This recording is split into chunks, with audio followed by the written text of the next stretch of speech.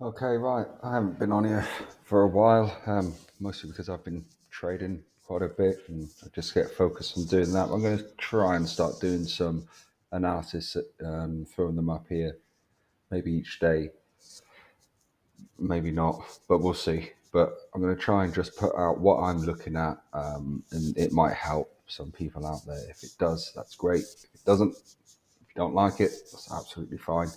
You can move on.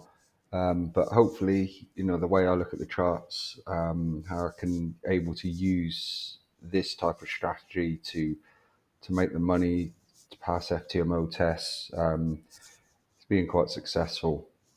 I say quite, it's been very successful with it. But I just remember when I started, I struggled a lot. So I want to just see if I can do an analysis of the chart, show what my brain is doing as I draw my zones. I'm a supply and demand trader. It might help someone. So I'm just looking at this morning. It's 6 a.m. in the UK. I'm not in the UK. I'm actually living in Qatar, in Doha. But so I've got a bit of time before the Frankfurt and London Open, so I can just have a sit and can just look and not rush into anything and just see what I'm looking at for the day. So I mean, last week getting into sales was obviously after you can see getting into sales is pretty straightforward. I know a lot of people are looking to buy this at the minute. I think there are more people trying to long the euro against the dollar than actually sell it. So I'm certainly looking at this area down here. If I first look at this area, this is one of the areas I see where there are liquidity. There's going to be a lot of stop losses underneath here, and that is a liquidity area for me. So I expect this area to possibly be taken out. Maybe not today, but we shall see. But it would make more sense for this to be taken out, or at least come down to this area, then push up to start bringing more buyers in. If you bring more buyers into the market, that's great, because you're going to get taken out eventually, depending on where you can buy. You can buy. I'll look to buy. Don't get me wrong. I'll look to buy from here, but not just yet. Now, if we look here, this is quite easy to work out.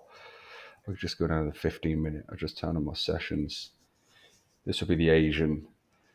So we've got the Tokyo, New York session ending. You've got the Sydney session there, and then the Tokyo session, which is, you can see down here, this is where there is going to be liquidity below here. So again, that's very straightforward for me from the way that I trade, that I will have this area marked out. And although it's covering New York as well from the last session, that's fine. But I will have that as my Asian low, and I will know underneath here that I'm looking for this area, even this low, to be taken and then push up. So if I have a look into this wick over this side, I see if there's any demand areas in there. And there's a 5 minute one in there. There's a 5 minute demand right there. So I will draw that 5 minute demand, and there it is, demand area. I'm going to cover that wick down underneath as well, up to the imbalance, which is there. That's a 5 minute demand, which I know started to move and then gone off, and then obviously pushed up to there. It hasn't really come back down. I think it is just literally skimmed this demand throughout this session, which makes sense. So I'll go back to the hour, which is my main time frame. Just looking at what's happened here. You can see there was a push up and then it come back down. It come back into this demand area here, but they failed to take this high out. We then pushed up above here. There was a demand area in here, which then actually failed. And it's only at that point when I'm looking, which is quite straightforward after that has happened, that I would look for sales once this has happened. So the 1 hour is my main time frame. There's been a break of structure at that point for the way I look at the chart. So there's a structure break there, and the supply was the last up candle, and you can see there the supply was mitigated on there, which is quite straightforward. So down on the lower time frames, able to get in on that once the price had changed. This move here, which pushed up back into the supply, this is the candle I wait for to be broken, and it gets broken at this point here, which pushes down and takes the lows of this. Ultimately, if you're still looking at this as an area of demand, it's going to be weak because it's not gone into taking any high, and you can see that supply quite clearly started to take control. And then if I have a look here, there was a last supply area which was given at that point there. So this supply area is still very much in play for me at the minute. It's a long way away for what I trade. You can see also as we move down, we get a reaction here. We get a reaction here. Now, when we get the reaction to this area, the reaction to this area is coming from this price action over this side. You can see over here, you had the price push up above here. If we're looking on the hour, then you had price come back down. This didn't really get respected and then push back down onto here. We then had a low taken out to take liquidity, and then we had price push up to take that high and then continue up higher, leaving this. And this is obviously this was a news event over this side, this big wick. There was a massive liquidity hunt to drop down there. But what you've got now is people starting to long or whatever, and then the stops are below here. So reaction from this supply area, I'm not too sure, because if we have a look at the equilibrium of price, if we consider this Asia low as the low, there's a 50% area. Above that area is where the supply in here, it's kind of in no man's land. There is imbalance in here, so you could see this supply just taken and then price look to turn, or we could see an early morning move now, which I am waiting for to see if this Asia low gets taken.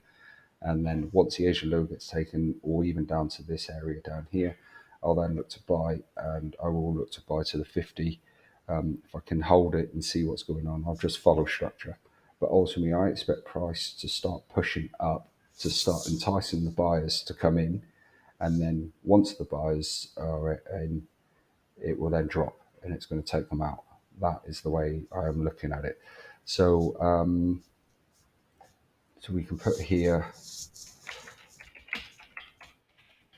buys into market from around, down here, pull the buyers into the market around here, and then take them out. So this reacted spell. This is reacted to PA from here. So I'll just leave that as that. Reacted to PA from over at that side. This supply was strong. It's been mitigated. This supply has obviously caused this drop. So this is a big area. We have imbalance through this area. I do have imbalance, which will show these if you just want to see where the imbalance is. So these are areas that we want to be interested in. So first off, for me, I'll have an alert set here to see what's going on. But overall, there might be a chance to look to sell here because this is pushing up quite high. So we'll wait and see. At the minute, there's nothing too clear for me, but I'm just going to leave it at the hour, and that's it. That's how my chart is drawn. I've taken sales, I've taken buys here, and quite successful trading this way. This may help, this may not. You may think, what the hell is he talking about? But I hope it brings some type of value to someone out there who's looking to make money from these crazy markets. Okay, just trade safe. Remember to protect your capital.